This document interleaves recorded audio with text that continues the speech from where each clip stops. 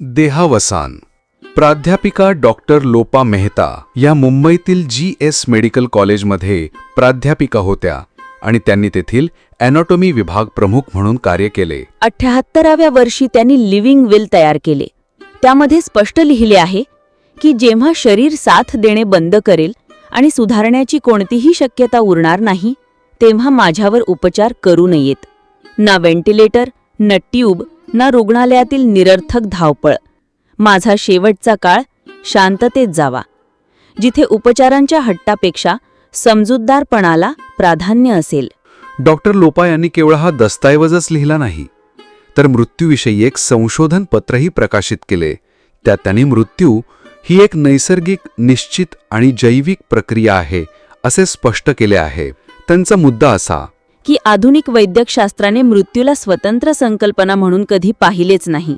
वैद्यकशास्त्राचा आग्रह असा राहिला की मृत्यू नेहमी एखाद्या आजारामुळेच येतो आणि जर आजारावर इलाज झाला तर मृत्यू रोखता येतो. पण शरीराचे विज्ञान त्याहून खूप खोल आहे.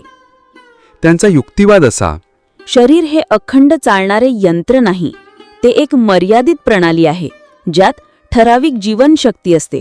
ही ऊर्जा कुठल्या तरी टाकीमधून मिळत नाही, तर सूक्ष्म शरीरामार्फत मिळते. हेच ते सूक्ष्म शरीर ज्याचा अनुभव प्रत्येकाला येतो, पण जो दिसत नाही. मन, बुद्धी, स्मृती आणि चेतना या सगळ्यांनी मिळून बनलेली ही प्रणाली आहे. हे सूक्ष्म शरीर म्हणजे जीवनशक्तीचं प्रवेशद्वार आहे. ही ऊर्जा संपूर्ण देहात पसरते आणि शरीर जिवंत ठेवते. हृदयाची धडधड, पचनक्रिया, विचार करण्याची क्षमता हे सगळं तिच्या आधारावर चालते. पण ही शक्ती अमर्याद नाही. प्रत्येक शरीरात तिचे एक ठराविक प्रमाण असते. जसे एखाद्या यंत्रात बसवलेली फिक्स्ड बॅटरी ना वाढवता येते ना कमी करता. जितकी चावी भरली रामाने तितके चालेल खेळणे, असा प्रकार. डॉक्टर लोपा लिहितात की जेव्हा शरीरातील ही ऊर्जा संपते तेव्हा सूक्ष्म शरीर देहापासून वेगळे होते. तोच क्षण म्हणजे देह स्थिर होतो आणि आपण म्हणतो प्राण गेले.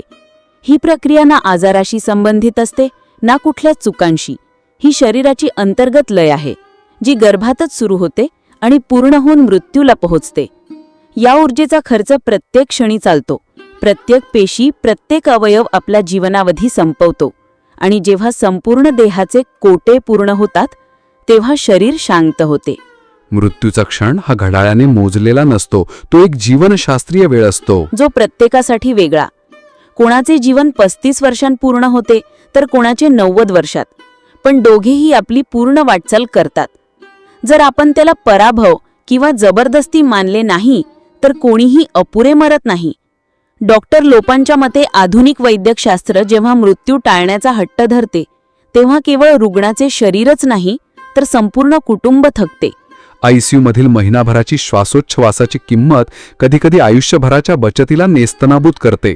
नातेवाईक म्हणत राहतात, अजून आशा आहे, पण रुग्णाचा देह कधीच सांगून गेलेला असतो की आता पुरे. म्हणूनच त्या लिहितात की जेव्हा माझी वेळ येईल तेव्हा फक्त मला KEM रुग्णालयात घेऊन या, जिथे मला खात्री आहे की अनावश्यक हस्तक्षेप होणार नाही, उपचारांच्या नावाखाली दूरगामी त्रास दिला जाणार नाही, माझ्या शरीराला रोखले जाणार नाही. त्याला जाऊ द्या. पण प्रश्न हा आहे की आपण आपल्यासाठी असे काही ठरवले आहे का? आपले कुटुंब त्या इच्छेचा मान ठेवेल का? आणि जे मान ठेवतील त्यांना समाजात मान मिळेल का? आपल्या रुग्णालयात अशा इच्छेचा सन्मान आहे का की अजूनही प्रत्येक श्वासावर बिल होणार आणि प्रत्येक मृत्यूवर दोषारोप? हे इतके सोपे नाही. तर्क आणि भावना यांचा समतोल साधणे कदाचित सर्वात कठीण काम आहे. जर मृत्यूला आपण शांत, नियत आणि शरीराच्या अंतर्गत गतीतून आलेली प्रक्रिया म्हणून पाहायला शिकलो तर कदाचित मृत्यूची भीती कमी होईल आणि डॉक्टरांकडून असलेल्या अपेक्षा जास्त वास्तववादी होतील. माझ्या मते मृत्यूशी लढणे थांबवायला हवे आणि त्याआधी जगण्यासाठी तयारी करायला हवी. आणि जेव्हा तो क्षण येईल तेव्हा शांतपणे, सन्मानाने त्याला सामोरे जावे. बुद्धांच्या भाषेत मृत्यू म्हणजे जीवनाच्या प्रवासातील पुढचा टप्पा आहे. धन्यवाद.